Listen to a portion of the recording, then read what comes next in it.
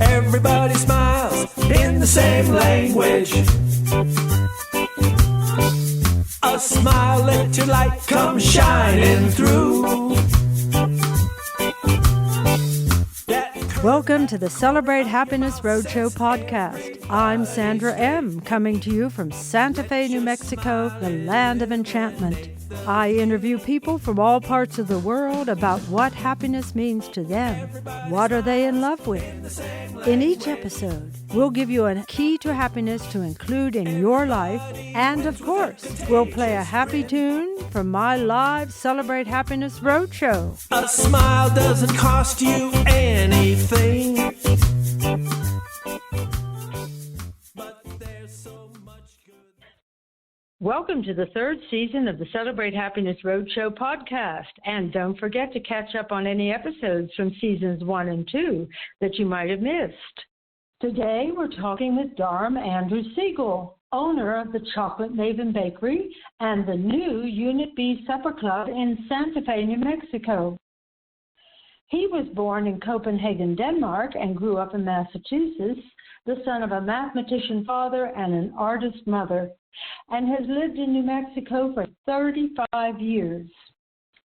A Renaissance man, he is a second-generation yoga teacher, musician, author, and actor, as well as a baker, restaurateur, and business owner. In addition, Dharm holds a bachelor's degree in psychology from the University of Rochester and has served on several nonprofit boards.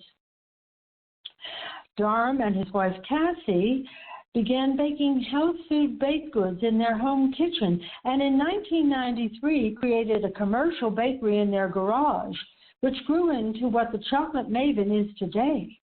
Dharm believes that the mood of the baker changes the taste of whatever they are making. Welcome, Dharm, to the Celebrate Happiness Roadshow podcast. I'm really excited to talk to you about happiness and how does happiness manifest in your life? Thank you, Sandra, for inviting me.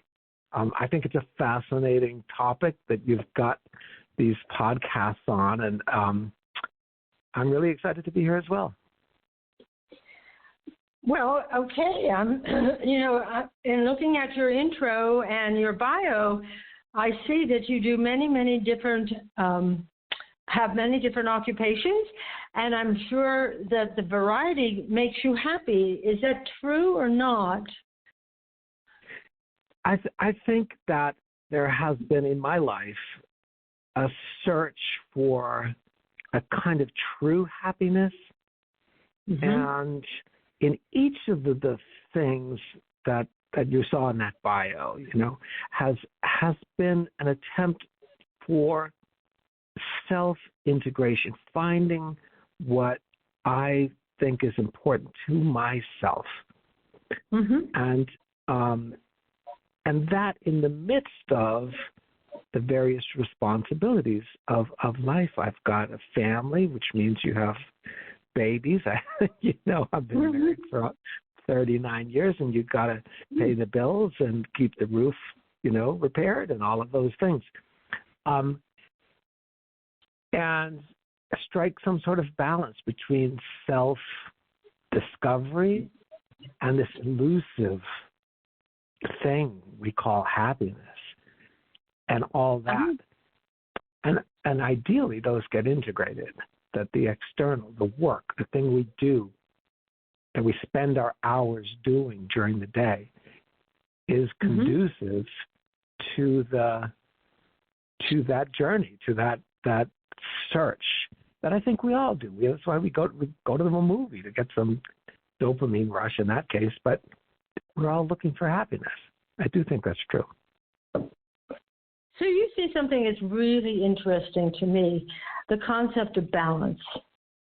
So balance is really important in everybody's life, I believe. So you're talking about the self-discovery, in other words, your own inner world and what makes you particularly happy, and then how that balances with your external world. And so I do know that you have explored music, you're a yoga instructor, right?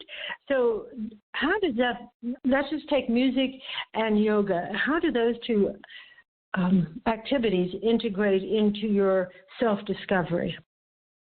So the yoga is something I have pretty much done all my life because my mother, my wonderful mother, taught yoga, started learning yoga in the 60s before it was a big deal. And so I have wonderful memories of practicing yoga with my mother in the living room of the house that I grew up in. And at the time, it was just something lovely to do with one's parents. And, I probably have some personal, memories that make it very cozy for me. But there is also something in the yoga where we are working on balance. There's a lot of balancing exercises. And there is, and it really extrapolates to life because I often think of driving a car. You've got a gas pedal, you've got a brake pedal, and you've got the steering, and they have to be coordinated, and they have to be balanced. If you only press on the gas, oh yeah, that can be very exciting, and then you're going to crash into into a tree or something. And if you're then there are people who drive with the brake on. They keep their foot on the brake just, in case of whatever. So these are both kind of imbalances. So the yoga, I think, has really helped me in many ways. But if we talk about happiness, is finding that inner balance somewhere between. There's people who, Sandra, these people who are just kind of overly amped up, and that's where you get into extremism. That's where you get into just, all these sort of internal mindsets. I guess it's a mindset, right? That is out of balance. It's either too internal, too external, too this or too that. So finding the middle way is an old Eastern philosophy. Yes. And I in your questions you talked about, can it be learned? And I'm like, absolutely, has to be learned, because we are born sort of happy, but then you're confronted with life, and there's all these things that come at you and all the issues.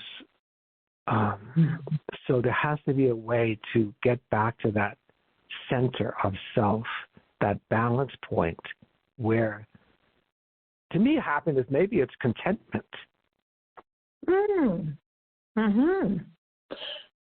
I've had other people talk about the same idea of contentment. But what I have learned, you're episode 50, and so I've talked to 50 different people, and what I have learned, from all walks of life, different age ranges, different backgrounds, etc.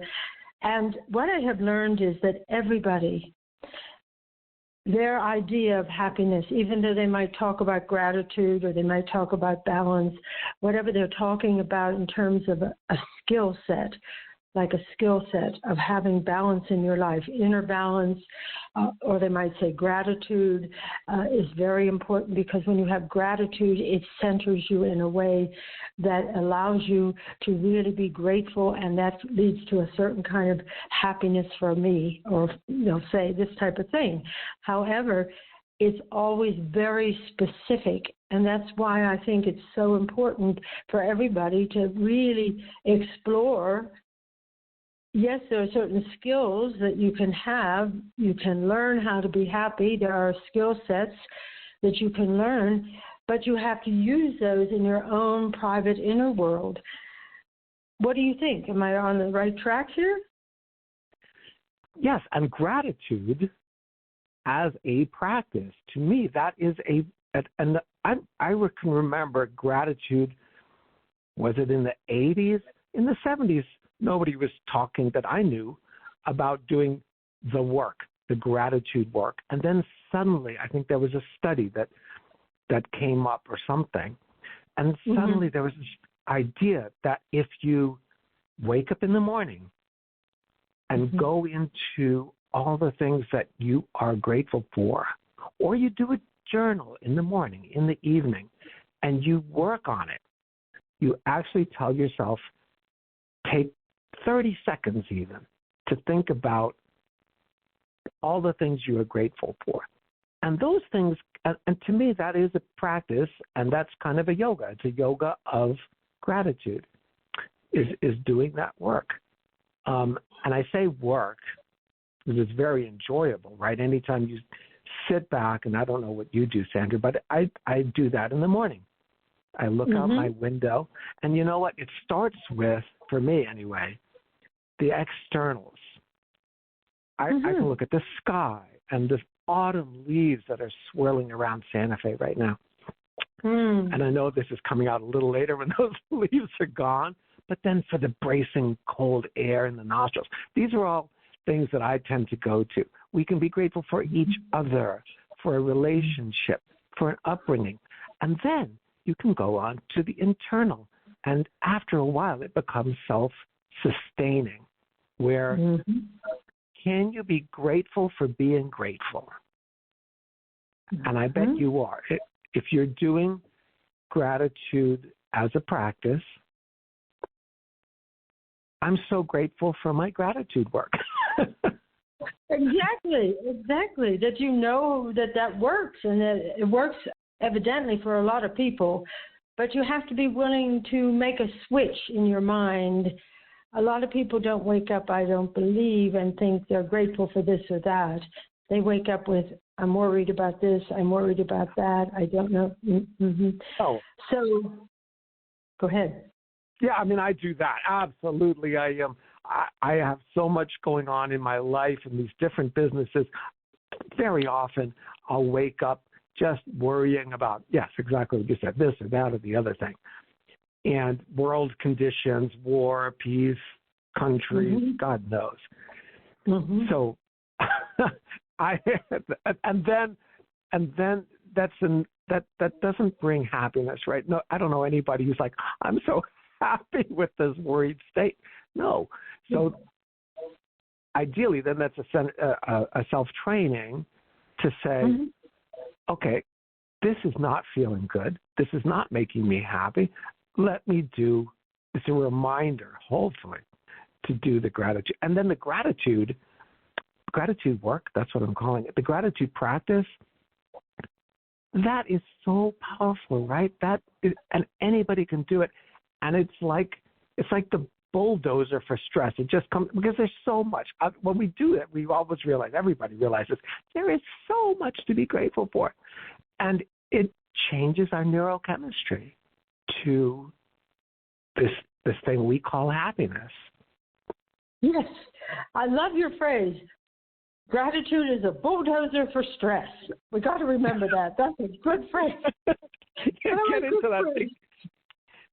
Yes, I love it. You know, I also read that, and I'm interested in, just to change the topic around a little bit, you were born in Copenhagen, Denmark, and I don't know how long you lived there. Are your parents Danish? My mother is Danish, and my father is American. He was born in the Bronx to Jewish Russian immigrants, and my mother, a nice Lutheran Dane, and they were in Denmark. My dad was on sabbatical. He was a professor, and those first breaths, I think they make a difference. I've always been very connected to Denmark, and I've got layers and layers and layers of family over there. So that influence of Denmark and then switching to America, I think you said Massachusetts, right? So yes. How, I'm interested in these two different cultures, which are very, very different, right? I mean, Denmark is almost socialist, isn't it, in the sense that everybody is working as a collective. I mean, I don't know anything about it, but it seems to, from what I do know a little bit. And then you're dealing with America, which is a whole different way of looking at life, capitalism, people are individualistic. And I was wondering if you had any ideas about how both of those cultures influenced you and how that would relate to your happiness, or giving you a broader sense of what happiness is, perhaps. Yeah. Oh, gosh. I mean, Denmark, it's not really everybody working together towards some common goal. What you have there is just like here. It's not very different. It's a capitalist country, but when people say socialism, what you have is a government that is spending the money, the tax money, on things like health care, things like education, like free universities, and taking care of those who are in need financially. And so what you have is a very level, or a more level. I mean, there's certainly poorer and richer Danes, but the attitude as a culture is what really sets it apart. And you can feel it. I remember taking a road trip coming up from Germany, and you cross the border, and suddenly people are sitting down at the gas station having a little tea or a little sandwiches, and it's a very festive. They're just a festive bunch of people, I think. It's yeah. And here's the other thing you just mentioned. I mean, if we had free universities and et cetera, the list you just mentioned, and you said the word care, in other words, taking care of people, that to me is a big connection to happiness. I know when I am taking care of other people, I really feel good about that. I enjoy taking care of my plants. I have extensive garden and all that sort of thing that I love, and I take care of that. I take care of the animals. I take care of my friends. I love being connected to people from a caring point of view. And you're just saying that this happens in Denmark. Yeah, that's fascinating. Because yes, absolutely. When you do something, when you give to another person, when you volunteer, or I mean, I don't really want to call it sacrifice, but it feels there is something about that. And in my belief, that is how God, or whatever you want to call godliness, that's how it operates. It's giving. It's kindness. And when we're kind to another person, we feel so much better than when we're aggressive. Or you can think about driving and how people get so aggressive, like, don't take my parking spot. When you let somebody go, you stop, you say, yes, take the right turn in front of me. That, not only does that person feel, oh, somebody gave me the opportunity to pull into traffic, but it helps ourselves. And certainly gifting, if you have anything to gift to a charity or time to any of that. And that's another, it's another bulldozer, isn't it? Yes, another bulldozer to stress. Oh, I'm telling you, we are coming up with skills here. Okay. Yeah. Kindness and caring, very important. And so you observed that. And so how long were you in Denmark? Oh, I came as an infant back here, and then I spent 2 years in Danish schools in my life at different. So there was when I was born, I was back again in kindergarten and back again in 7th grade, and I guess it's more so rather than spending a heck of a lot of time there, it's just more of an identity and a cultural identity, and really I do love that festive mood, and it could be what influences what I do at the Chocolate Maven or at Unit B is this Right. kind of festive thing. I mean, I'm selling cake. There's no purpose to cake nutritionally. But it's a celebratory, it's a celebration. Right. The purpose of cake is to celebrate our existence, our life, our births. And the same with Unit B. I mean, why do people go out to hear music together? It's such a funny thing. But gosh, what would life be without these things? So it's kind of the festive, and we work hard on that. Right, the festive and the celebration of life. I mean, we can celebrate. The concept of just celebrating, Yes. whatever it is that you're celebrating, brings you into a kind of space where you open yourself up and you allow other people to be connected to you. Everybody's like working as a unit. I have been to Unit B many times, and just the atmosphere that you've created. First, you have to start with the environment and those huge tapestries that you have there. And the way you have it set up, it's stunningly beautiful. That's number one. And thank you. in fact, yeah, and the way you can sit in those, lovely little couches in separate rooms, or you can sit in the main room, etc. And then the music and the variety of performances that you have there. And I'm just coming back to the whole concept of your musicianship, right? And the fact that you love music, which is another way of connecting to your inner world, right? And also the outer world. So, and celebrating. So it seems to me perfectly natural. And being a businessman, that you would do this Unit B. And then I've been also to Chocolate Maven, and I have to say that it's not only cakes that you're making there, although they are beyond description. It's so good. But you have so many other dishes, that I've had lunch there, etc. And again, the atmosphere. I mean, when you walk into the Chocolate Maven, it sort of does feel like you're in Denmark, I have to say that. The smells, it has a sense of being quaint in my mind, the restaurant. When we first started, my idea was everybody's favorite meal is something that their grandmother cooked. Yes. And even because there's a sort of a heartfeltness to it. So the quaintness, I suppose, is on purpose. The mood, we work on the mood.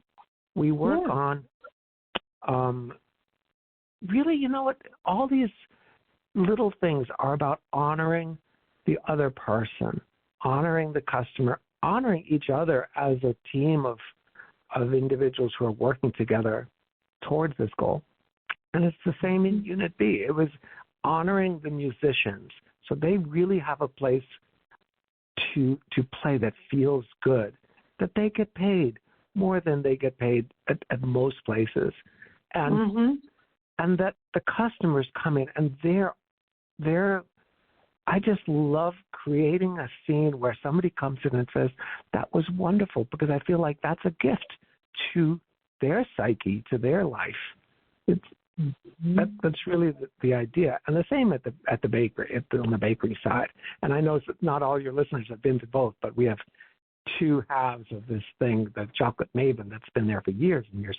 And we just started Unit B as a club, as a venue for music and dining and socializing. Sandra, there's the other thing that's been shown to increase longevity, to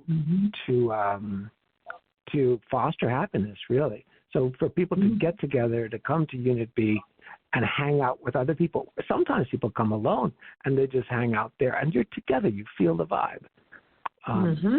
Doesn't have to be some big party. Anyway, I think I'm rambling here, but No. So now we've got.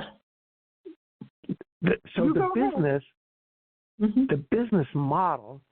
So we have a cute thing. We first started. My wife and I started in our kitchen here when we were with Cassie, baking natural muffins, whole wheat, honey sweetened muffins.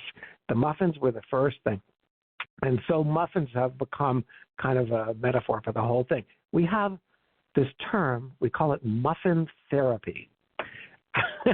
and the idea is that when a customer comes to get a muffin, really they're buying some happiness.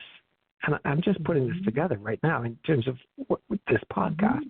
But we talk about this all the time, that we want them. It's not about, I'm hungry, I need some nutrition, I'm going to get a muffin. You're going to get that muffin because it's a little metaphor for happiness. And you walk out the door, back out into the beautiful sunshine of Santa Fe, and you have this good feeling. You think, wow, that was so nice. The people were nice to me. The muffin is yummy. And you take a breath, and it's hopefully a little joy inducer. So that's muffin therapy.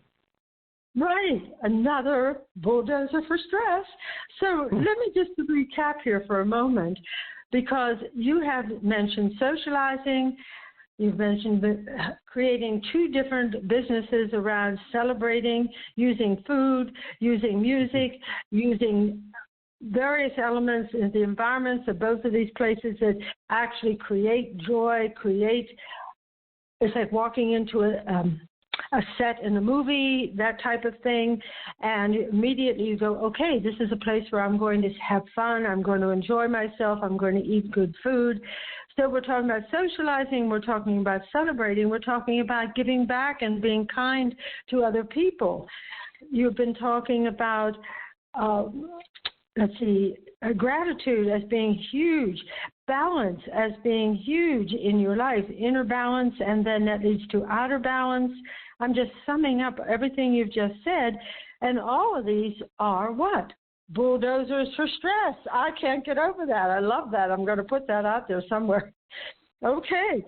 So I'm just fascinated by what you have to say, and I've interviewed many people and try to have both men and women, right, in different age ranges. And I have to say that most of the men that I have interviewed have not nearly been as forthcoming about or have thought through, shall we say, in much depth, the various bulldozers to stress, let's put it this way. So I want to thank you for being so forthcoming and really talking about this in detail. And I think it helps a lot of the men who are listening to realize that, okay, here's somebody who's really, doing the practice. We're going to get away from that word work, right? Doing the practice. So I just want to know, as we get toward the end, what is your thoughts about the difference between the way men and women approach culturally, I'm talking about, happiness and allowing happiness to be a big part of their life, kindness, joy, celebration, etc. Yeah. Oh, the men. We've got to catch up here. I don't know what happened, but the women, I feel like with women's lib, which started coming out in the 60s, and women went into the workforce and became their own masters rather than just the wife of the husband who went out there and achieved, and the women were the support for that, and absolutely actually the driving force in many cases. I want to actually honor that. But then something happened with the women in the 60s and 70s and 80s where they started doing this work. And some men did. Many clergy did. Many clergy didn't. Yes. And men, there's this drive, and it's probably in the whole neurochemistry with testosterone, where you feel very driven to achieve, driven to accomplish. And the accomplishment can be building a house, it can be building safety, it can be going out and getting the food for the family. And it's very beautiful stuff. But you have to be able to sit and take a step back and look at that painting that you're creating, and then look at the inner world. And I've always thought that was a fascinating thing. But for a lot of men, it's just there's a kind of inner rigidity and a kind of opacity. It's kind of right. It's opacity. And I'm not sure where that comes from, but I think one of these bulldozers can work for everybody. And that's when I say I'm grateful for the gratitude work. So you don't want to go to a yoga class as a guy sometimes. You're like, oh, what, I got to wear spandex. No, you don't, by the way. But or meditate. Oh, it's so damn boring. Put on the football game. But right. And these are the stereotypes. But unfortunately, I do see that, Sandra. Anyway, the gratitude thing, I think anybody can do that, and it will change the neurochemistry and will change the mindset. And maybe that's the best bulldozer for a guy. So if you're right? Yeah, to start there, maybe it really does hijack the whole system, because you start, yeah. Right, because it doesn't matter whether you're a man or a woman or a child or a grandpa, because some people don't come to this until very late in life. But if you just start with gratitude, it just sort of is really simple, easy to do, and people don't push back. Everyone says it's fabulous that he or she has gratitude for whatever. And so you don't have to feel embarrassed or any of that type of thing, shamed or whatever by other people, because when you're feeling gratitude, you're giving to other people, and most people like it, right? I mean, well, that's another thing, is just the giving. Men can become, if they're not now, givers, and giving kindness.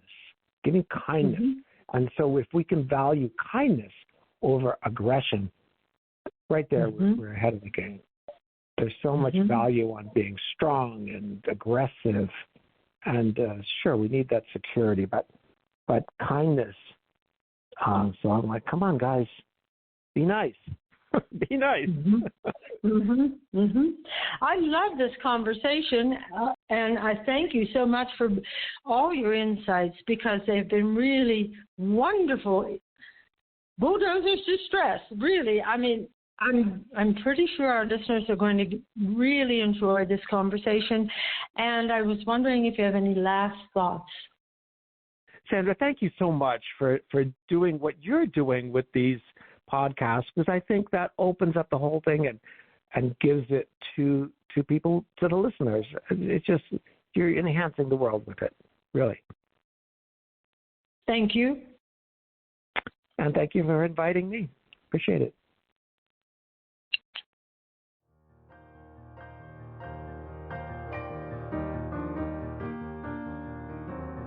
Keys to happiness number 5. Be grateful.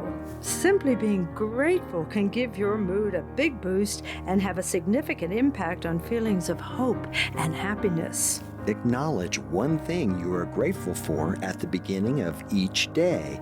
Keep an eye out for pleasant things in your life. Big things, such as knowing that someone loves you or getting a well-deserved promotion. And little things like a neighbor waving to you or the warmth of the sun on your skin. Soon you will be very aware of all the positive things around you.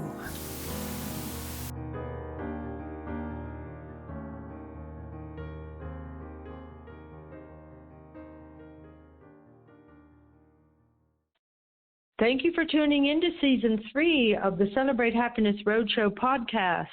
And if you enjoyed the conversation, please help spread the word by sharing with your friends and family. Newsflash, please sign up for your copy of our Keys to Happiness at sandramcknight.com. Before we go, I'd like to thank today's guest, Dharm Segal, for sharing his happiness story. And to share your happiness story on the Celebrate Happiness Roadshow podcast, send an email to sandra@sandramcknight.com.